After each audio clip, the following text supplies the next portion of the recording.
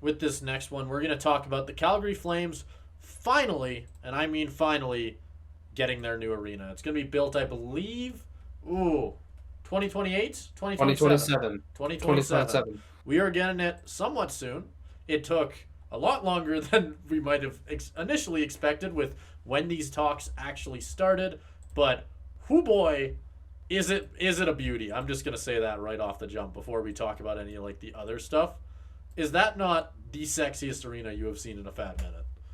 That thing looks pretty as Yeah. heck. It ain't the Saddle Dome. I will miss you, Saddle Dome. I know a lot of people won't, but Saddle Dome, you were the gem in my heart. But this thing, all things considered, I think my one thing with this arena, what when we were talking about designs for it, is the fact that a lot of people initially went like it it's just gonna look like another arena, like another new arena. It's not going to have anything fancy. The thing about the Saddle Dome has always been it's different. It's been the thing Yeah. that has made, as a whole, it's just different, frankly. This is different. They've made like it just, there's something about it that's so Calgary. You know what I mean? It's so like they've got like that wood thing around the side of it. It's just, I don't know. I like it a lot. I'll toss it over to you, Caleb, so that you can give your take on it before we. I'm gonna set this as well before we get into the numbers and like all of the other fun stuff that come along with the arena announcement. What do you just think about the look of it? I don't know. I think it's fantastic. I mean, obviously, the like you said, the biggest thing about the Saddle Dome was, I think, the distinctive, I mean, namesake saddle shape, right? Like, Yes. you look at it and you know, like, you get the concept right away. Now, it's gotten old, it's deteriorated. I'm not gonna miss a lot of the, like, I'm gonna miss No, it, I'm but gonna I'm miss not it. gonna miss a lot of the, I'm not gonna miss a lot of the interior parts. I think it very much showed its age.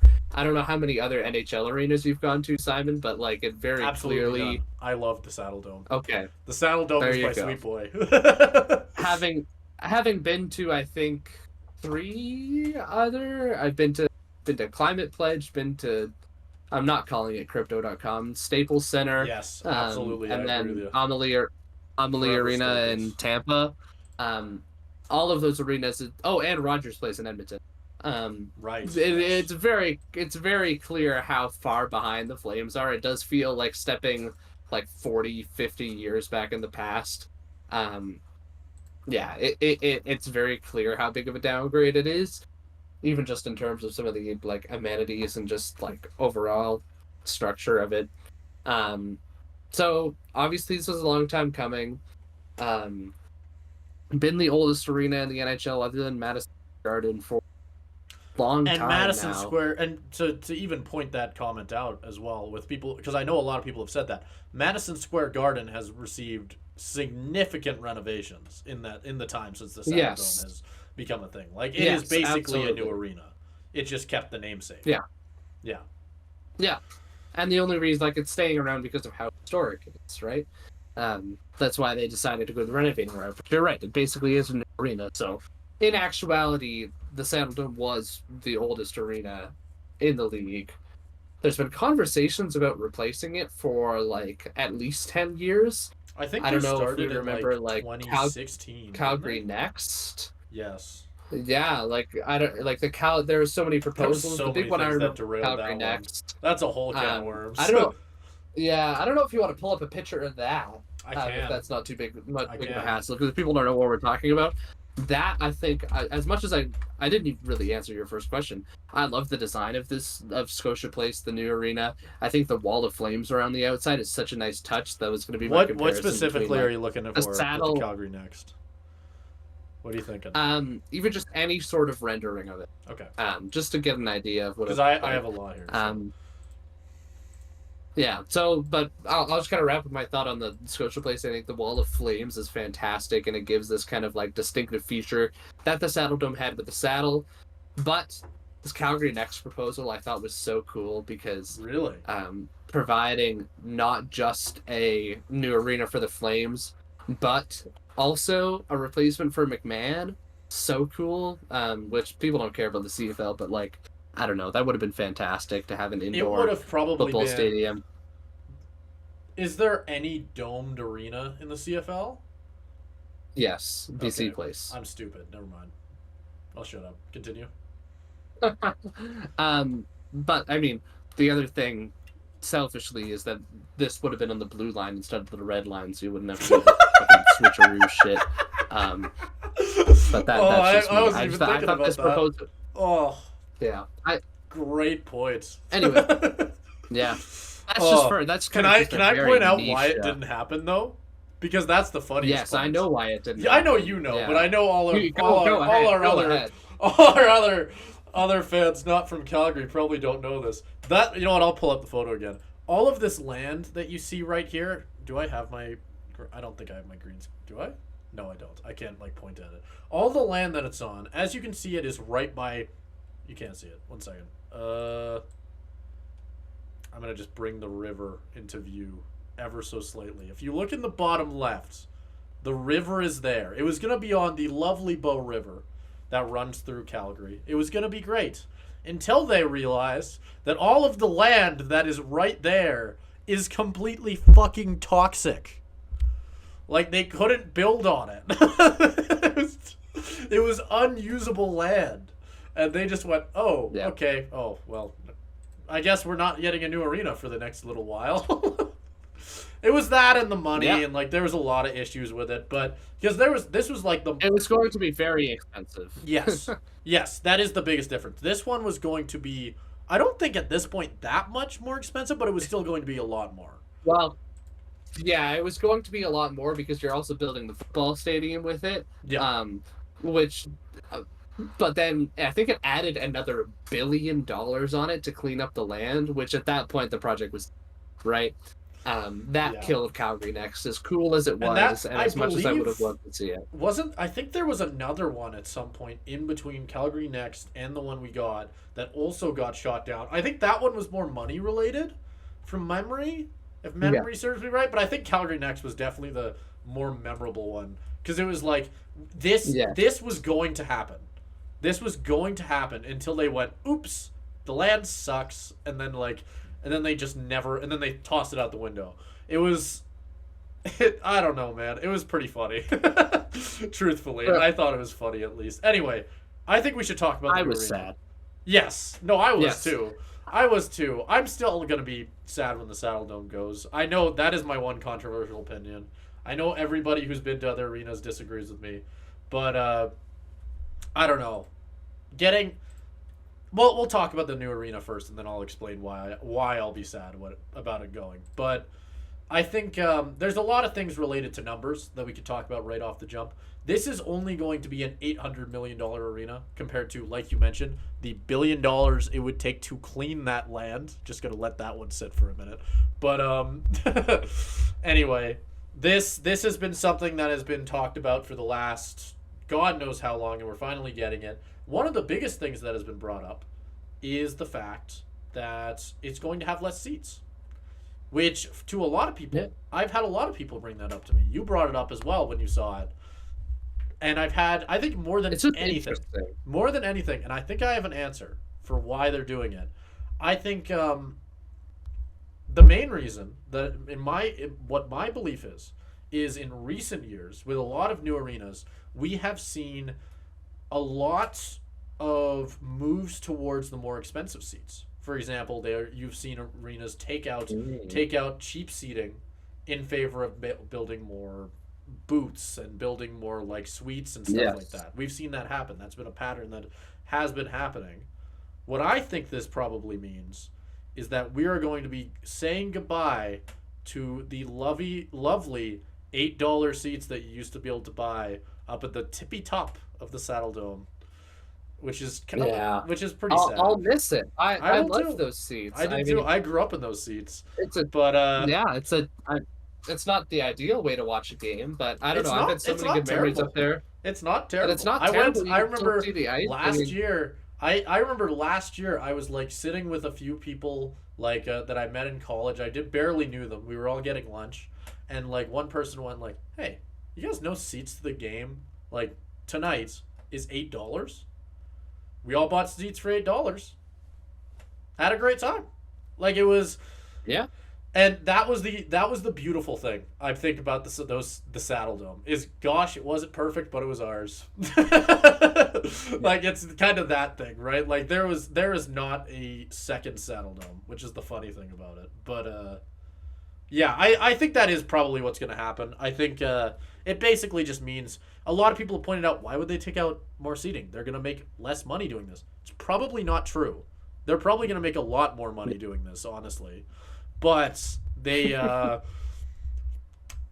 were people like me who went and sat in those $8 seats won't be doing that no more. And yeah, no, that is the one thing. I have a funny feeling I won't be seeing a lot of games once once this new arena comes in. I wonder how long it's going to take me to actually get in the arena. But regardless, Yeah. I think I know that's been the big thing that a lot of people have pointed out. The Saddle Dome has been one, despite it being the oldest, it is still, I think, either second or third, maybe even first, actually, because I think maybe Joe Louis was first for a long time for like the most seats. But I don't remember. I don't remember if the Saddle Dome could hold the most amount of people. Because I think the entire league, and frankly, just in general, all moved towards exactly what I was talking about: building more suites, building the more expensive seats, making the bottom dome. That is the funny thing. They've only talked about what the bottom half of the arena is going to look like. If you have actually like noticed, Yeah. That's what I noticed. But and of course, Yeah. that's going to be the case. The poor little man will never get to be able to see a Flames game again. But like, That's yeah. It'll look cool. it'll look cool. Whenever we do eventually get to go, one of the, just reading this article in the Herald about it, one of the things I think is most interesting is, where is this? I saw this earlier, talking about how the seats are arranged. And so I don't know who this guy is, Johnson. Who's Johnson? Like, getting this as I go. He's the design lead Sure. for the project. Is that the guy? So Do you know if that's the guy? it might be the guy. It might be the guy. I know. I don't know if it is. It might Is be. it him? They Is don't it have this guy? pictures. We've been talking about this for like the last little bit. This guy. I brought him up already once. This guy. Is it this guy? Is this Johnson? Well, the guy it's- who's just like here in the Saddle Dome in this photo? Because that's awesome. I didn't watch the It press might be. conference. Clearly, neither of us watched the press conference, or we'd probably know the answer to this question. I just thought it was absolutely. I lost my shit when I was looking for images for this like segment, and I found this one where it's just like it looks like an infomercial. It honestly does. Just like, this could be your new arena for just the price of $29.99 in 2 payments. I think it's totally him. It's totally him. I've Is done it? some Oh, research. okay. It's totally. That's Yeah. awesome. So Bill Johnson, the guy that we just throw up on the screen, what he said is, he wanted to make it different than Rogers Place in Edmonton, which had a bit of a wider bowl. Right. And he said that at Scotia Place, it'll be a little bit steeper. His direct quote is, "This is a really intimate space. The seating is really close to the action. It's going to be like playing into a wall of people. I think we're going to give the Flames an enormous competitive advantage." I think that's one of the most Ooh. interesting things that has been said about the arena. That's interesting. And I think that's awesome in multiple ways. That is. I think it's super awesome in terms of just because, like what he said, like I think playing into that wall of people, having the fans be closer to the action is a competitive advantage because of the noise. But I think it's also so much better from a fan seating perspective. Obviously you want to be closer to the action as a fan, but B, I think making the seats steeper just like gives people a better viewpoint. I think of like going to games as a kid where you just get screwed if you have somebody taller, like a big tall adult in front of you. Yeah. That was always the worst. But if the seats are steeper and you have a little bit more leeway in terms of being higher up, then that maybe won't be as much of an issue, and kids who get to go to the childhood Flames game maybe get a better view. Even just like as an adult, like having a little bit less of an obstructed view, I think makes a world of it. So obviously we don't know what it's actually going to look like, but I think it's a really good sign just in terms of what the fan experience is going to be like when actually sitting and enjoying a game. Yes. I agree with you. I think it's awesome that they're thinking like that. I think it's gonna make for an awesome playoff atmosphere.